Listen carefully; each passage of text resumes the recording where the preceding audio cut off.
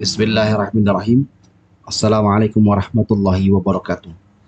Kimia Rohani untuk Kebahagiaan Abadi, buku Imam Al-Ghazali. Bab 1. Mengenal diri. Mengenal diri adalah kunci untuk mengenal Tuhan. Sesuai ungkapan hadis, siapa yang mengenal dirinya, ia mengenal Tuhannya. Dan sebagaimana dikatakan Al-Quran, dalam surah 41 ayat 53, akan kami tunjukkan ayat-ayat kami di dunia ini dan dalam diri mereka agar kebenaran tampak bagi mereka. Ketahuilah tak ada yang lebih dekat kepadamu kecuali dirimu sendiri. Jika kau tidak mengetahui dirimu sendiri, bagaimana bisa mengetahui yang lain? Pengetahuanmu tentang diri sendiri dari sisi lahiriah, seperti bentuk muka, badan, anggota tubuh dan lainnya, sama sekali tak akan mengantarmu untuk mengenal Tuhan. Sama halnya pengetahuanmu mengenai karakter fisikal dirimu, seperti bahwa kalau lapar kau makan, kalau sedih kau menangis, dan kalau marah kau menyerang. Bukanlah kunci menuju pengetahuan tentang Tuhan. Bagaimana bisa kau mencapai kemajuan dalam perjalanan ini jika kau mengandalkan insting hewani serupa itu? Sesungguhnya pengetahuan yang benar tentang diri meliputi beberapa hal berikut ini. Siapa aku? Dan dari mana aku datang? Kemana aku akan pergi? Apa tujuan kedatangan dan persinggahanku di dunia ini? Dan di manakah kebahagiaan sejati dapat ditemukan? Ketahuilah ada 3 sifat yang bersemayam dalam dirimu. Hewan, setan, dan malaikat. Harus kau temukan di mana di antara ketiganya yang aksidental dan mana yang esensial. Tanpa menyingkap rahasia itu kau tak akan temukan kebahagiaan sejati. Pekerjaan hewan hanyalah makan, tidur, dan berkelahi. Karena itu jika engkau hewan, sibukkanlah dirimu dalam aktivitas itu. Setan selalu sibuk mengobarkan kejahatan, tipu daya, dan dusta. Jika kau termasuk setan, lakukan yang biasa ia kerjakan. Sementara malaikat selalu merenungkan keindahan Tuhan dan sepenuhnya bebas dari sifat hewan. Jika kau punya sifat malaikat, berjuanglah menemukan sifat-sifat aslimu, agar kau dapat mengenali dan merenungi Dia yang Maha Tinggi, serta terbebas dari perbudakan syahwat dan amarah. Berupayalah untuk mencari tahu mengapa kau diciptakan dengan kedua insting hewan ini, syahwat dan amarah, sehingga kau tidak ditundukkan dan diperangkap keduanya. Alih-alih diperbudak keduanya, kau harus menundukkan mereka dan mempergunakannya sebagai kuda tunggangan dan senjatamu. Langkah pertama untuk mengenal diri adalah menyadari bahwa dirimu terdiri atas bentuk luar yang disebut jasad dan wujud dalam yang disebut hati atau ruh. Hati yang saya maksudkan bukanlah segumpal daging yang terletak di dada kiri, melainkan Tuhan yang mengendalikan semua fakultas lainnya dalam diri, serta mempergunakannya sebagai alat dan pelayannya. Pada hakikatnya, ia bukan sesuatu yang indriawi, melainkan sesuatu yang gaib. Ia muncul di dunia ini sebagai pelancong dari negeri asing untuk berdagang, dan kelak akan kembali ke tanah asalnya. Pengetahuan tentang wujud dan sifat-sifatnya inilah yang menjadi kunci mengenal Tuhan. Sebagian pemahaman mengenai hakikat hati atau ruh dapat diperoleh seseorang dengan mengatupkan matanya dan melupakan segala sesuatu di sekitarnya selain dirinya sendiri. Dengan begitu, ia akan mengetahui ketakterbatasan sifat dirinya itu. Namun syariat melarang kita menelisik hakikat ruh sebagaimana ditegaskan Al-Quran dalam surah ke-17 ayat 85. Mereka bertanya kepadamu tentang ruh. Katakan, soal ruh adalah urusan Tuhanku. Jadi sedikit yang dapat diketahui hanyalah bahwa ia merupakan suatu esensi tak terbagi yang termasuk dalam dunia titah atau amar, dan bahwa ia bukanlah sesuatu yang abadi melainkan ciptaan. Pengetahuan filosofis yang tepat mengenai ruh bukanlah awal yang niscaya untuk meniti jalan rohani. Pengetahuan itu akan didapatkan melalui disiplin diri dan kesabaran menapaki jalan rohani, sebagaimana dikatakan Al-Quran dalam surah ke-29 ayat ke-69. Siapa yang berjuang di jalan kami, pasti akan kami tunjukkan kepadanya jalan-jalan kami yang lurus. Untuk memahami lebih jauh perjuangan batin, untuk benar-benar mengenal diri dan Tuhan, kita dapat melihat jasad kita sebagai sebuah kerajaan. jiwa sebagai rajanya, dan indera beserta fakultas lain sebagai tentaranya. Akal bisa disebut perdana menterinya, syahwat sebagai pemungut pajak, dan amarah sebagai polisi. Dengan alasan mengumpulkan pajak, syahwat selalu ingin merampas segala hal demi kepentingan sendiri, sementara amarah cenderung bersikap kasar dan keras. Pemungut pajak dan polisi harus selalu ditempatkan di bawah raja, tetapi tak mesti dibunuh atau ditindas, karena mereka punya peran tersendiri yang harus dipenuhinya. Tetapi jika syahwat dan amarah menguasai nalar, maka jiwa pasti runtuh. Jiwa yang membiarkan fakultas-fakultas yang lebih rendah menguasai yang lebih tinggi, ibarat orang yang menyerahkan bidadari kepada seekor anjing, atau seorang muslim kepada seorang raja kafir yang zalim. Memelihara sifat-sifat setan, hewan, atau malaikat akan melahirkan watak yang bersesuaian dengannya, yang di hari kiamat akan mewujud dalam rupa yang kasat mata, seperti syahwat menjadi babi, amarah menjadi anjing dan serigala, serta kesucian mewujud dalam rupa malaikat. Pendisiplinan moral bertujuan membersihkan hati dari karat syahwat dan amarah, sehingga sebening cermin yang mampu memantulkan cahaya ilahi. Mungkin ada pembaca yang keberatan dan menanyakan, jika manusia diciptakan dengan sifat-sifat hewan, setan, dan malaikat, bagaimana kita bisa tahu bahwa sifat malaikat adalah esensi kita, sementara sifat hewan dan setan hanyalah aksidensi? Jawabannya, esensi setiap makhluk adalah sesuatu yang tertinggi dan khas dalam dirinya. Contohnya, kuda dan keledai adalah hewan pengangkut beban, tetapi kuda lebih unggul karena ia dipergunakan juga untuk perang. Jika tidak, kuda terpuruk hanya menjadi hewan pengangkut beban. Fakultas tertinggi dalam diri manusia adalah akal yang memampukannya merenung tentang Tuhan. Jika akal mendominasi, maka ketika mati, ia terbebas dari kecenderungan syahwat dan amarah, sehingga dapat bergabung dengan para malaikat. Dibandingkan dengan beberapa jenis hewan, manusia jauh lebih lemah. Berkat akal, ia dapat mengungguli mereka, sebagaimana dikatakan Al-Quran dalam surah 45 ayat 13. Telah kami tundukkan segala sesuatu di atas bumi untuk manusia.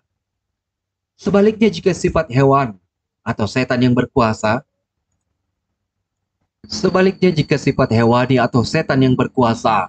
maka setelah mati ia akan selalu menghadap ke bumi dan mendambakan kesenangan duniawi.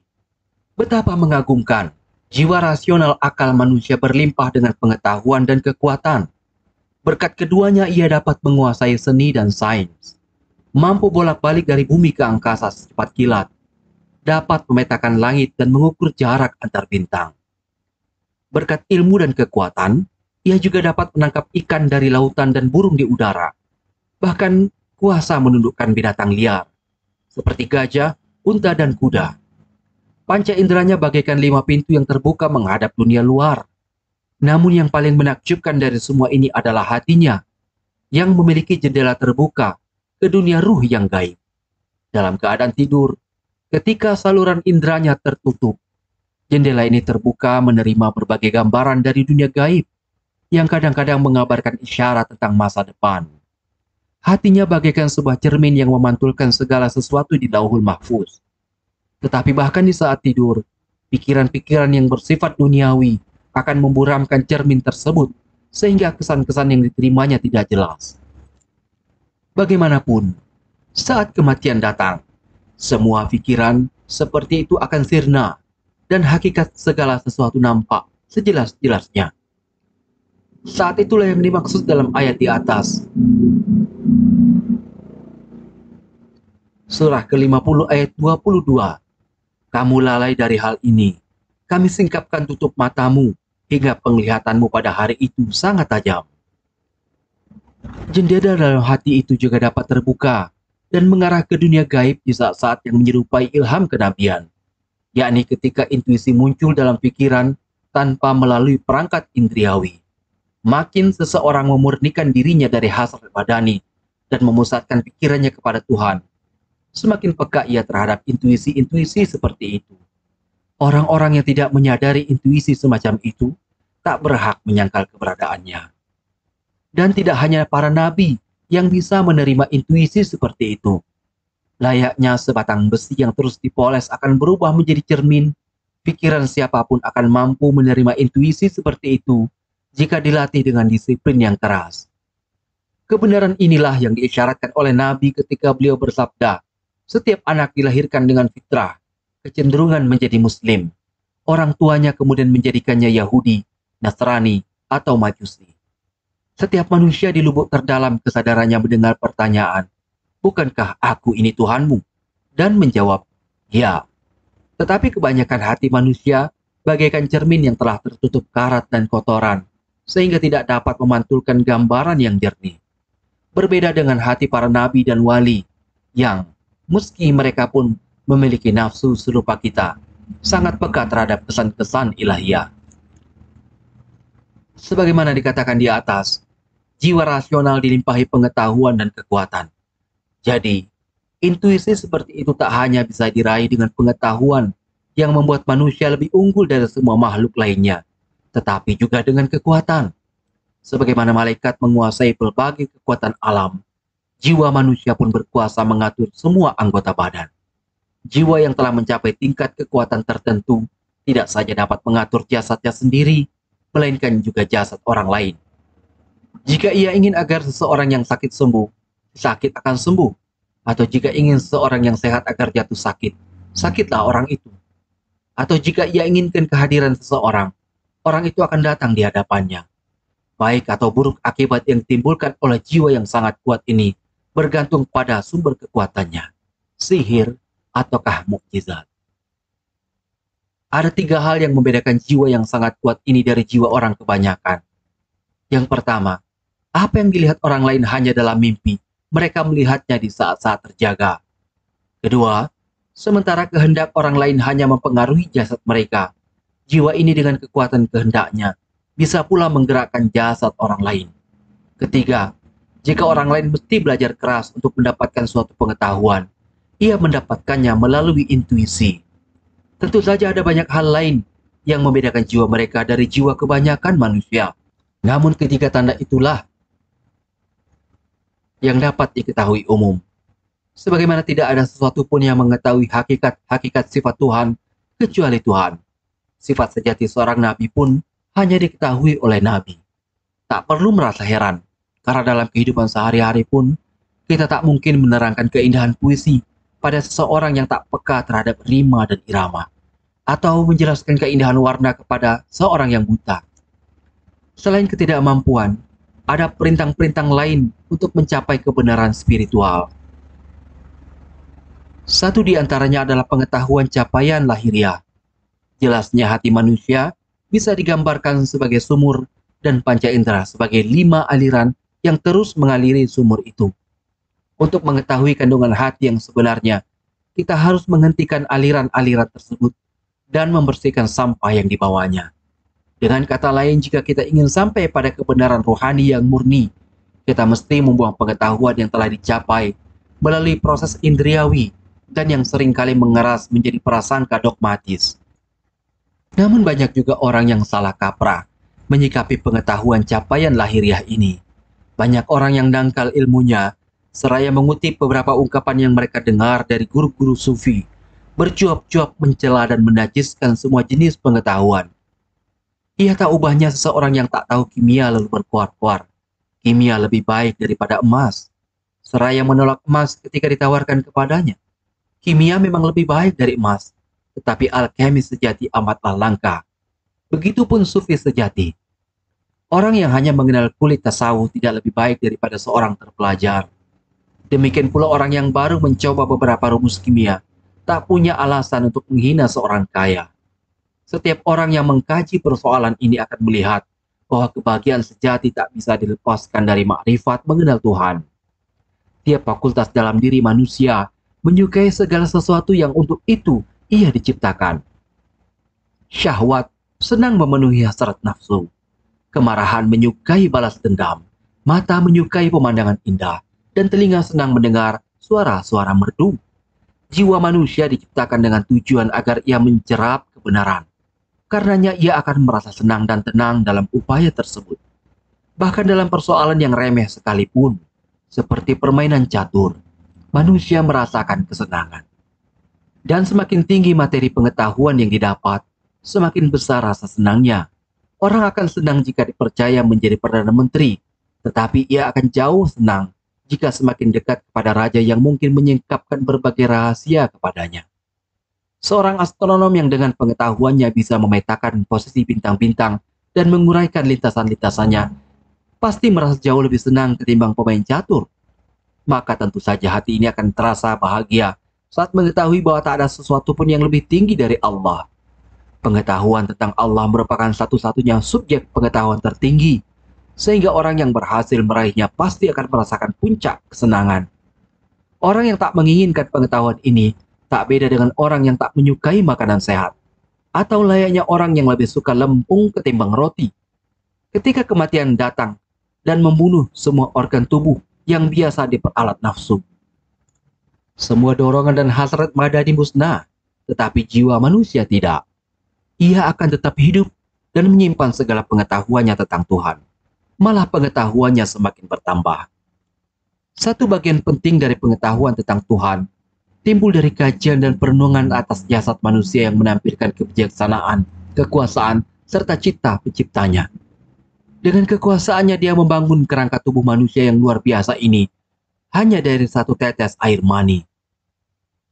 Kerumitan jasad kita dan kemampuan setiap bagiannya untuk bekerja secara harmonis menunjukkan kebijakannya.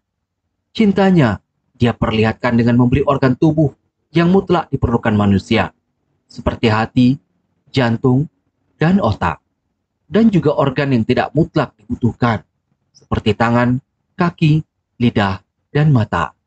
Lalu dia menyempurnakan ciptaannya itu dengan menambahkan rambut yang hitam, bibir yang memerah, dan bulu mata yang melengkung.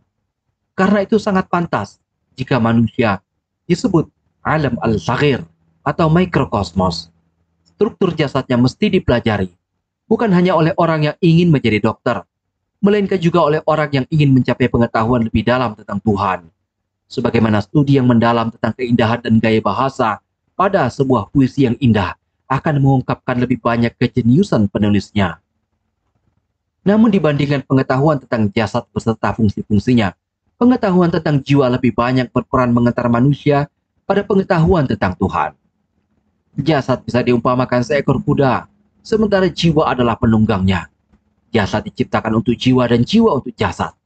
Jika seseorang tidak mengetahui jiwanya, sesuatu yang paling dekat kepadanya, maka pengakuannya bahwa ia mengetahui hal-hal lain tidak berarti apa-apa.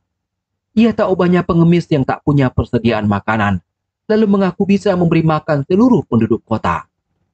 Dalam bab ini kita telah berusaha memaparkan kebesaran jiwa manusia. Orang yang mengabaikannya dan menodai kesuciannya dengan mengotori atau bahkan merusaknya, pasti akan kalah di dunia dan di akhirat. Kebesaran manusia yang sebenarnya terletak pada kemampuannya untuk terus maju dan berkembang. Tanpa kemampuan itu, ia akan menjadi makhluk yang paling lemah di antara makhluk lainnya. Takluk oleh rasa lapar, haus, panas, dingin, dan musnah oleh penderitaan. Seringkali apa yang disukai seseorang justru sangat membahayakan dirinya. Dan segala hal yang memajukannya tidak bisa diperoleh kecuali dengan kesusahan dan kerja keras. Intelektualitas manusia sesungguhnya sangat rapuh. Sedikit saja kekacauan dalam otaknya sudah cukup untuk merusak atau membuatnya gila. Dan fisiknya pun lebih lemah dibanding sebagian hewan. Bahkan sengatan tahun saja sudah mampu mengusik ketenangan dan kesehatannya. Tabiatnya bahkan lebih lemah lagi. Rp1 hilang dari kantongnya, ia kelabakan dan gelisah tak karuan. Kecantikannya pun berkat kulitnya yang lembut, hanya sedikit lebih baik daripada makhluk lainnya. Jika tidak sering dicuci, manusia akan tampak sangat menjijikkan dan memalukan.